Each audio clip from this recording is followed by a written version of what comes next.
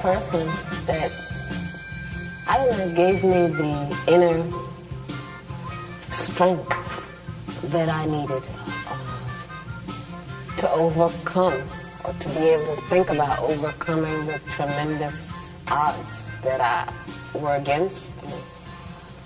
It was my grandmother. She came from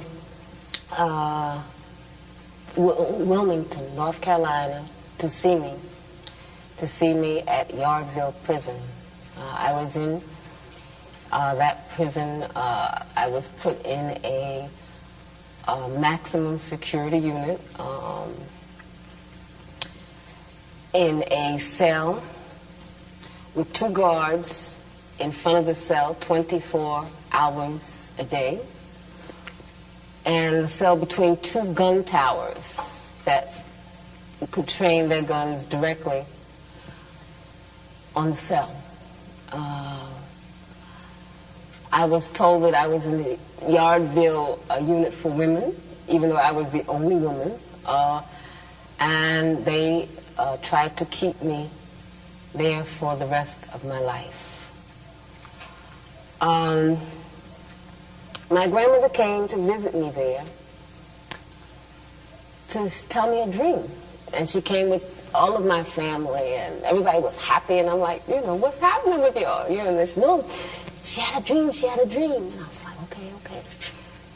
And so my grandmother's dream was that she was dressing me, that she was in an old house that she lived in when she lived in New York still, and she was putting clothes on me. I said, is that the dream? She said, that's the dream. And I said, well, was I little or big? She said, no, you were big. So I said, oh my God, the only time people dress anybody when they're grown is when they're dead. And so she said, no, I know what you're thinking, no.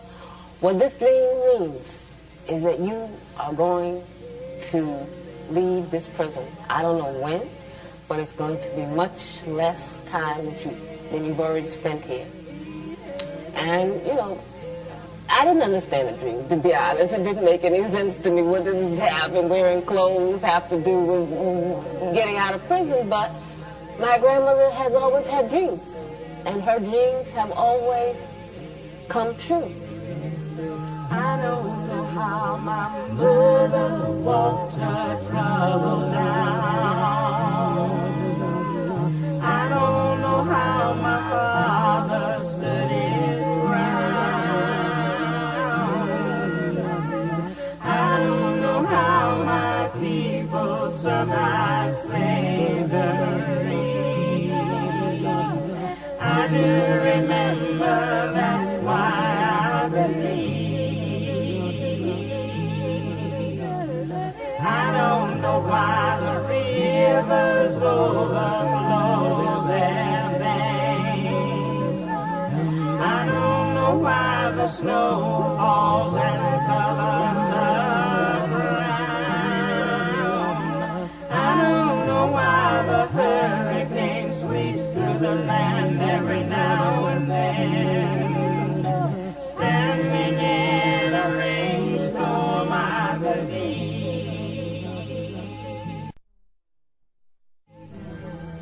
Many people say that injustice and hunger are walking freely all over the universe, and that nature is seeking a response.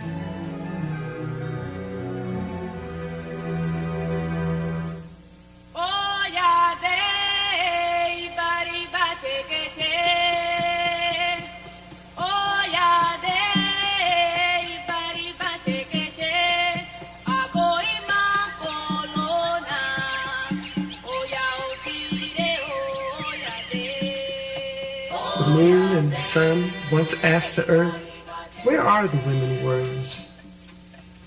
And earth responded, they have been scattered all over the world, but they can always be identified by the beauty in their eyes, which reflects the dignity and the greatness of the rainbow. Nevertheless, continued the earth, they suffer greatly, often much more than what is commonly endured by a human being. Why? Then the moon and the sun responded energetically. We have to look for them. We have to bring them together. Because it is only women warriors who know how to survive in the midst of so much suffering, struggling, struggling, struggling. I come from a tradition of women maroons, cimarrons, who didn't just try to escape from oppression, but were totally mind, body, spirit committed to resisting and committed to winning. Whether was Nanny in Jamaica, who fought against the enslavers, whether it was Harriet Tubman, who helped to free more than 700 slaves. I think I come from a very strong history, and I simply wanted to live on this planet and to continue that tradition and to try in my little way to make my ancestors proud.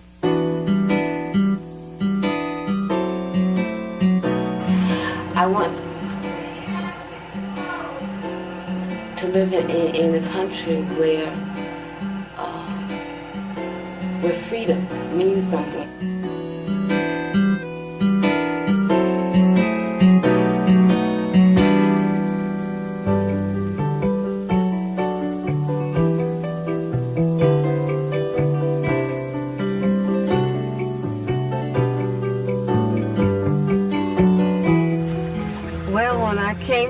I really didn't know what to expect. I had these like crazy images, because even though I considered myself a socialist, I considered myself someone who really identified with the Cuban Revolution, I had been raised on a diet of anti-communism.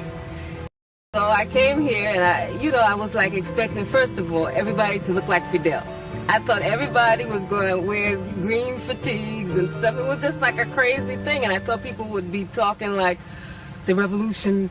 You know what I mean? I just had these crazy stereotypes, and then when I came, it was like, wow, a whole new world. The first thing that hit me was, just how beautiful the nature is here. Whether it's the sea, whether it's the plants. This is one of the most beautiful places I've ever seen in my life. Everything is so lush, so green, so ripe.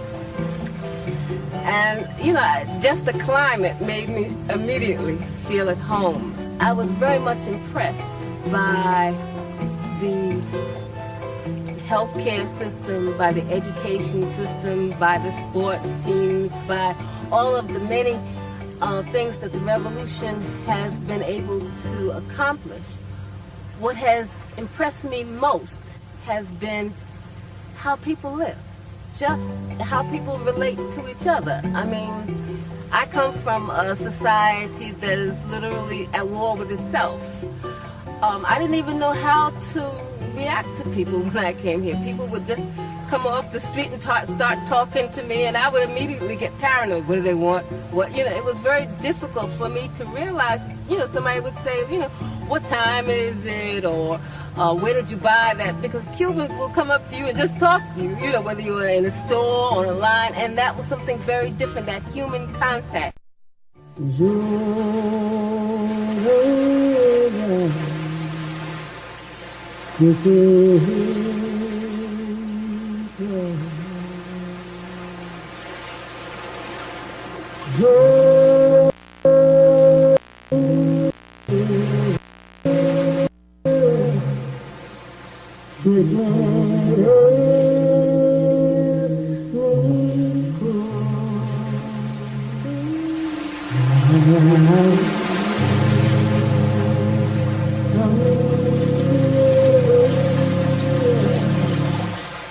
I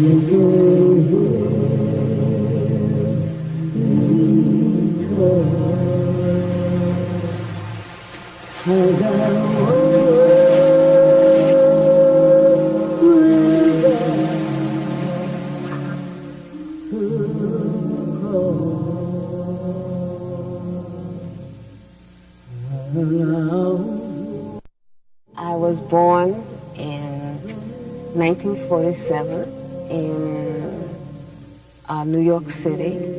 I lived with my mother and my aunt and my grandparents in a house in Queens, New York, in Jamaica, Queens.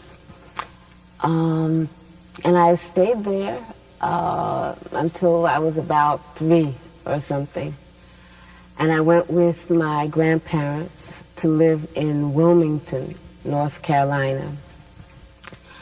My grandparents decided to go back to Wilmington because Wilmington was their home. And because also they wanted to open up a small business. They had saved all their money hoping to go back to Wilmington, and they did go back, and they opened up a small business on the beach by the sea. They opened the business because at that time Wilmington was completely segregated. Well, the South was just totally segregated. It was apartheid. What that meant was that there were black schools. For example, I went to a all-black school, the Gregory School. There were the black library. You know, we grew up with that kind of reality of not voluntarily living like that, not voluntarily accepting apartheid, but understanding that the price of stepping out or standing up alone could possibly be death. From slavery, the idea of a political prisoner started. We were political prisoners brought here from Africa. We were political prisoners in the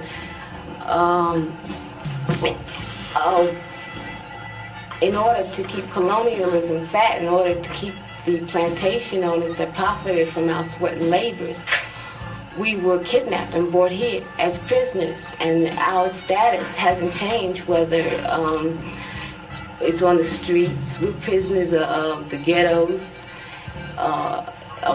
in Harlem. We're prisoners in small tenements. We're prisoners of urine smelling hallways. And I mean, I've always been a prisoner. I've never been free in my life. I don't know what freedom means.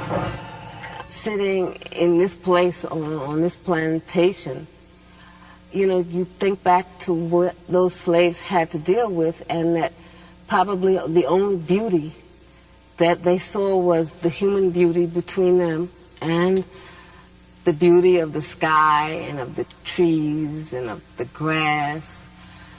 And I think that probably helped them to survive, to stay alive internally, spiritually. Growing up, you know, by the sea and seeing the beauty of this planet, it was hard not to really have a profound respect for this planet, for nature.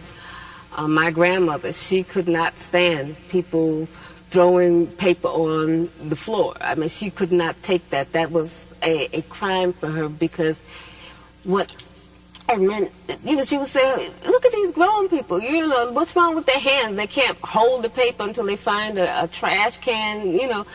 I think that how we live in this earth is very much tied to how we think about nature. And so I think that it's important for African people and all people who appreciate living to make sure that our children and our grandchildren have a planet that is livable.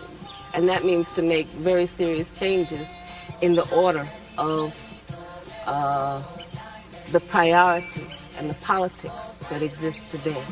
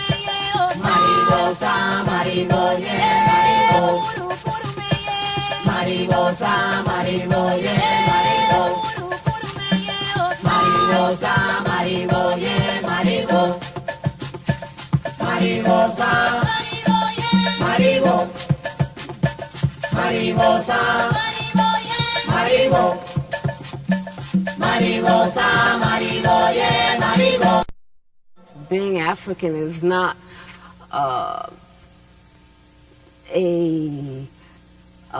matter of race. It's a matter of a history, of a culture, of a struggle of a people. And the important thing is to be able to remember that, not to be disassociated from that, not to be torn from that, to carry that on into the future and to carry that on in changing the future.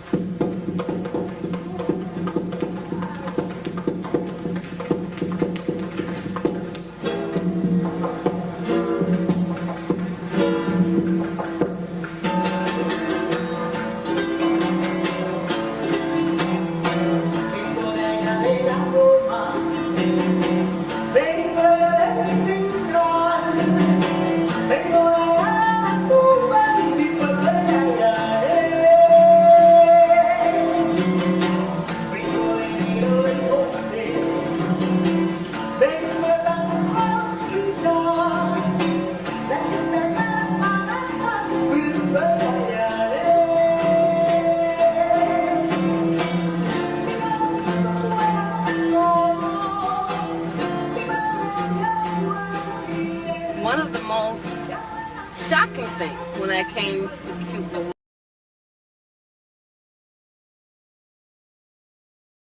realized that there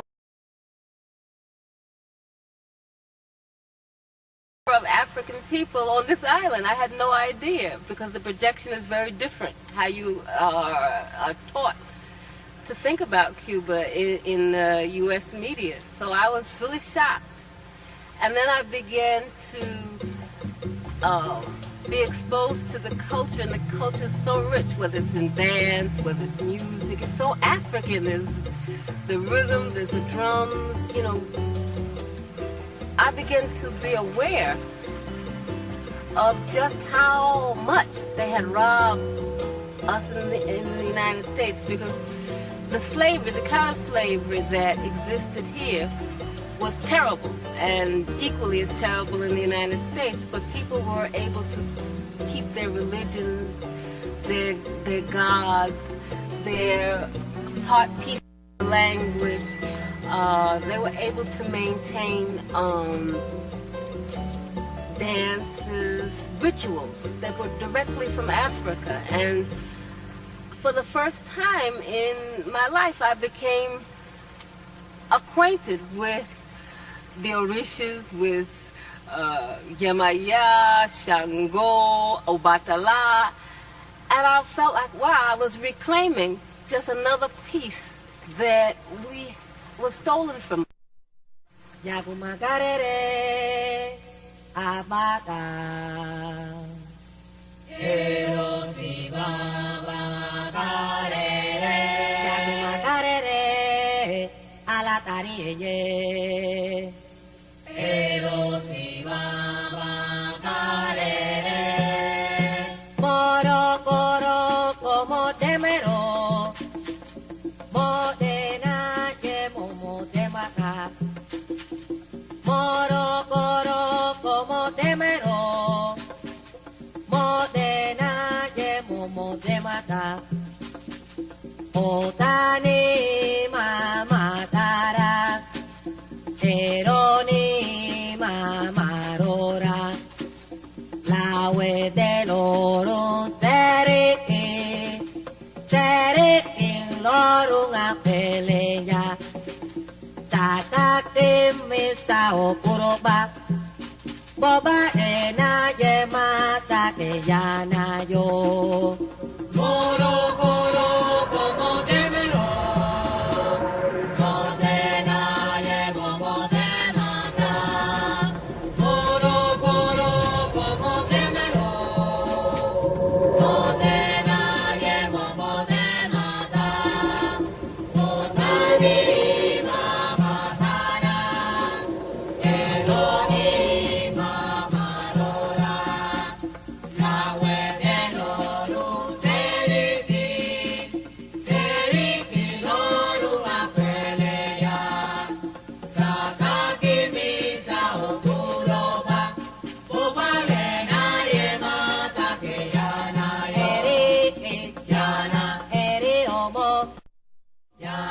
The Black Panther Party came under the guns of the FBI, as did all of the Black Liberation Movement. It didn't matter what positions you took. It mattered that people related to those positions, that people understood what you were saying, that people supported you. And I think that when J. Edgar Hoover and those who control the United States government understood how many young people looked to the party for leadership, how many young people were inspired by the Black Panther Party, how many young people supported the activities of the Black Panther Party.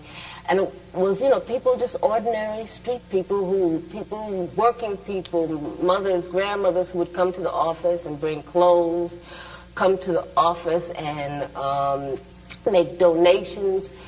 So the government just perceived us as a threat because they understood that we were serious, they understood we were telling the truth, and they understood also that we were becoming a much more sophisticated opposition. We were not just the piece of pie opposition, but that we wanted a real structural change in the United States.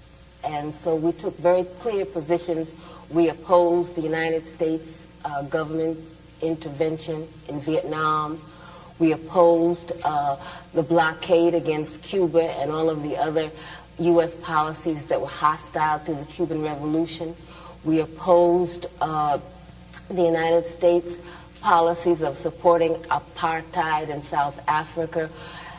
We opposed all of the U.S. government's imperialist policies against all progressive people's struggles.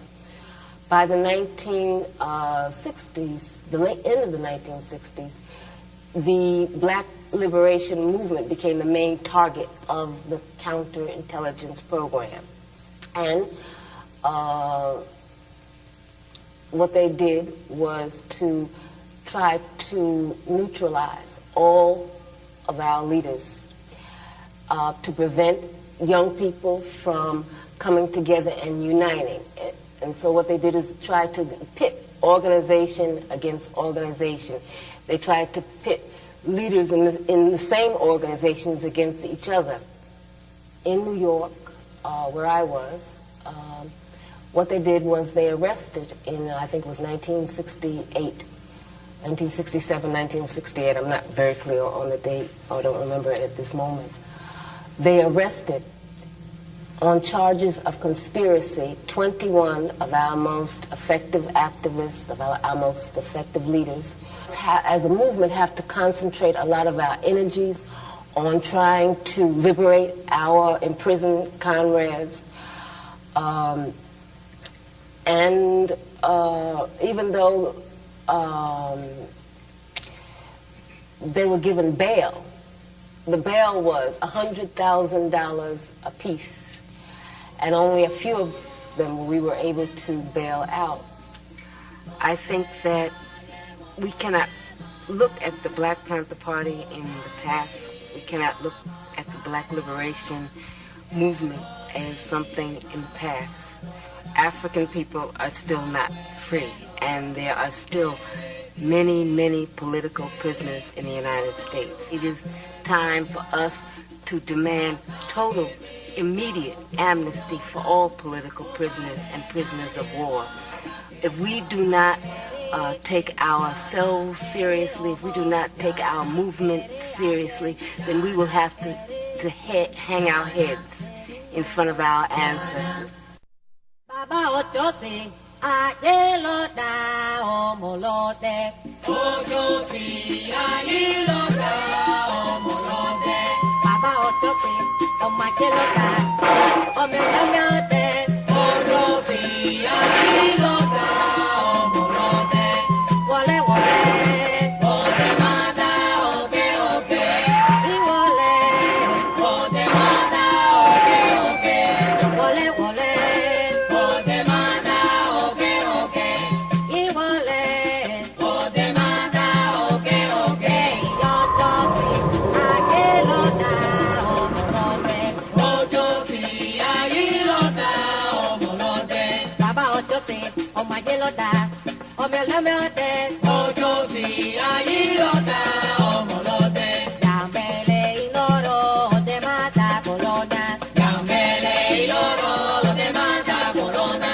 Yambele inoro, de mata corona. Yambele inoro, de mata corona. De pao de mata. Iguara, ayo chocho de mata. Iguara, y de pao de mata. Iguara, ayo chocho de mata. Iguara, ayo chocho de mata. Iguara, y de pao de mata. Iguara, ayo chocho de mata. Iguara, y de pao de mata. Iguara, ayo chocho de mata. Iguara, y de pao de mata. Iguara, y de pao de mata. Iguara, ayo chocho de mata. Iguara, y de pao.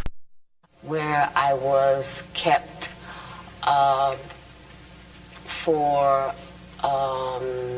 in a room, isolated for something like 4 or 5 days. I was beaten, tortured. It was a hellish experience.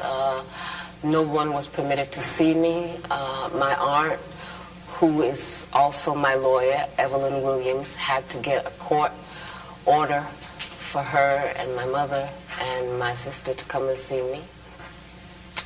I was in prison altogether 6.5 years. I spent more than 2.5 years in solitary confinement. Much of that was in men's prisons. In other words, I was the only woman. Even though they say that there are no political prisoners in the United States, I was kept in solitary confinement, kept in men's prisons because of my political beliefs. So you figure that one out. what it was prison. Prison was hell. It was a new kind of plantation. I feel like a maroon woman. I feel like an escaped slave, because what I saw in the United States in those prisons was slavery. It was black people with chains in cells. It was just poor people, just stepped on and smashed. I'll never forget what I saw. I'll never forget what I've lived through. I'll never forget what my people have lived through.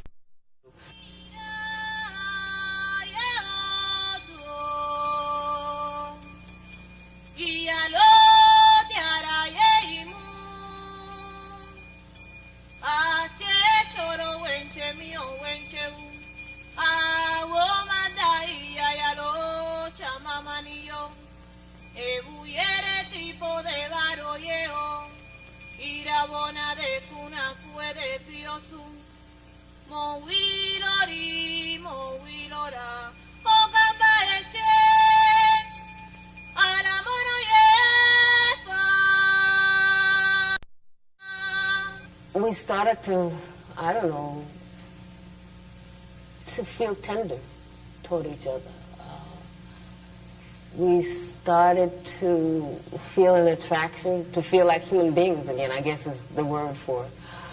And the subject of sex came up, and we thought about it, and we talked about it. And it was really heavy. It was a heavy, heavy thing, because, I didn't know how to feel. Because so much that was around us was like slavery, it was like very clear they were out to wipe us out. And it was real. It wasn't any fantasy, wasn't any joke. They were out to take our heads. And, I felt like a slave. I'm sure he must have felt just like a slave. And we said, well, how could we even think about bringing a child into this world? But then what other world is there to bring a child in? The world is a terrible place. And, I thought about my mother, my grandmother, my great-great-great-grandmothers, and what they must have thought about as slaves, bringing life into this world. And, we just decided that we were going to live, we were going to live, we're going to struggle, and we're not going to kill our own hopes. We're not going to kill our own life. We're not going to kill our right to live. And so we just decided to be human beings, to be people. In spite of all the people that were trying to squash us down and all the forces that were trying to dehumanize us, we decided to be human.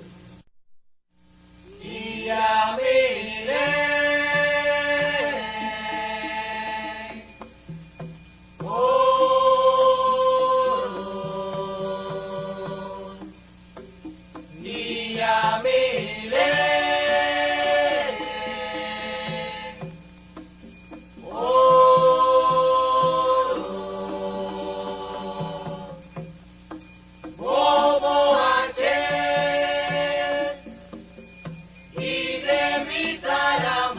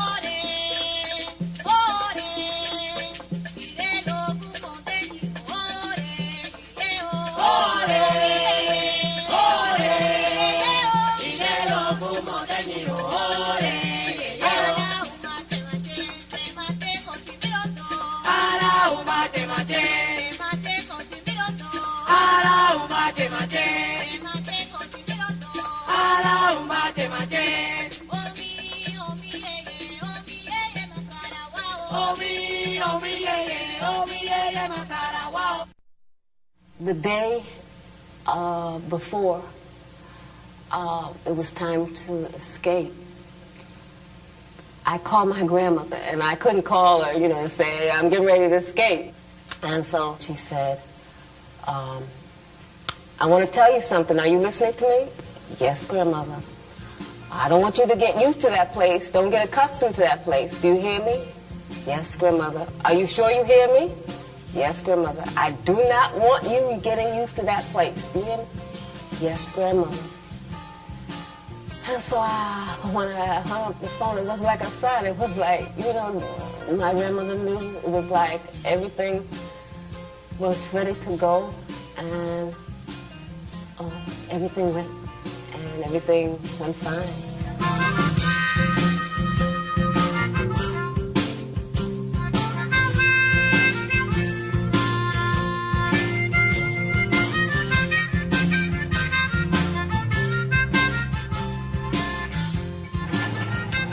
I think that the only way that we're going to realize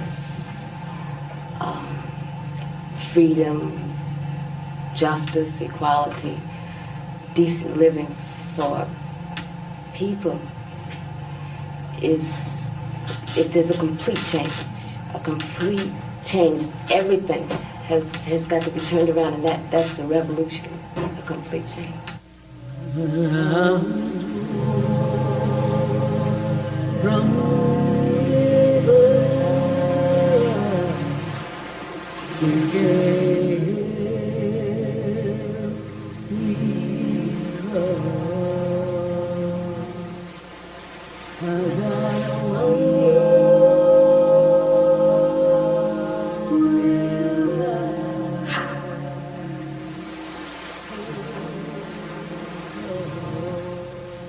Separation has been very hard on my family.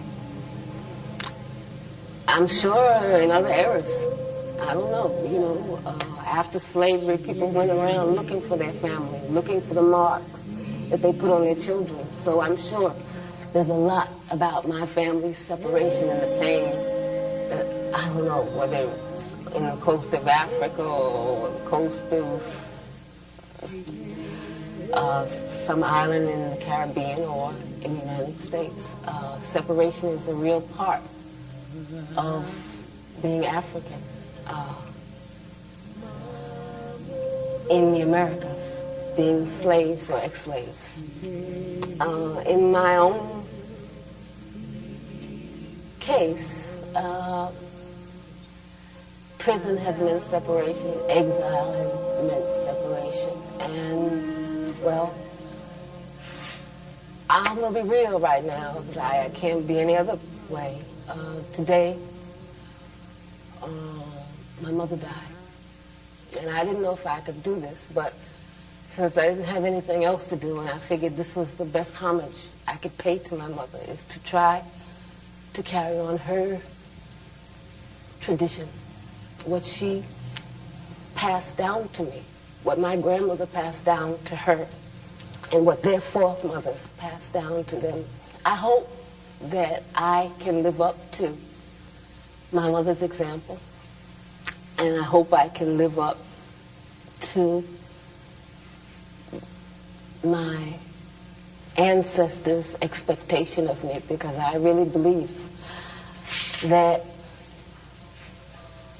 I have a duty to all those who have come before me, to all those who lie at the bottom of the ocean, to all those who lost their lives, whether it's in the cane fields or the cotton fields or, hanging off some tree, to continue this struggle and to continue to love and to continue to believe and to continue to try to be human to be giving, to be loving.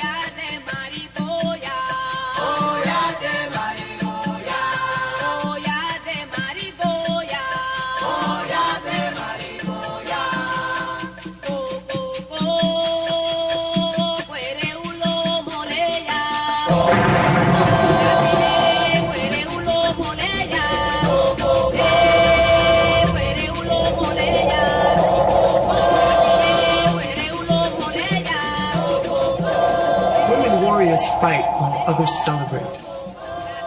It is only they who see the dreadful colors of suffering. It is only they who perceive where the intense splendor of victory is to be found. Because warrior women are the eyes of the rainbow, the eyes of the rainbow, the eyes of the rainbow.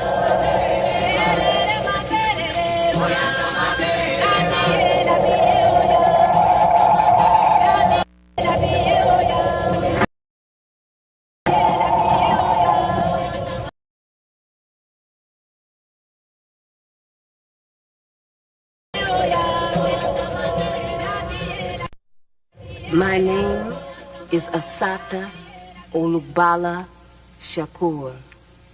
Assata means she who struggles. Olugbala means for the people, and Shakur means the thankful. It is a name that I took to carry on the name of Zaid Malik Shakur in honor of his family and in honor of the forces of beauty and good on this earth, which I'm very grateful for. That is my name.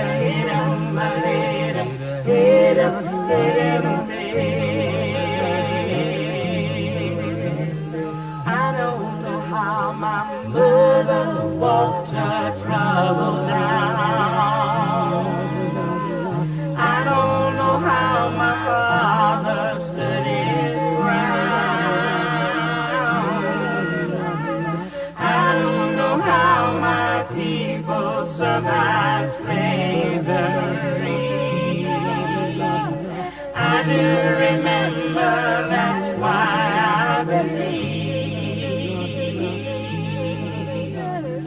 I don't know why the rivers overflow their banks. I don't know why the snow falls and covers the ground. I don't know why the hurricane sweeps through the land every now and then. Standing in a rainstorm, I believe. I don't know why the angels woke me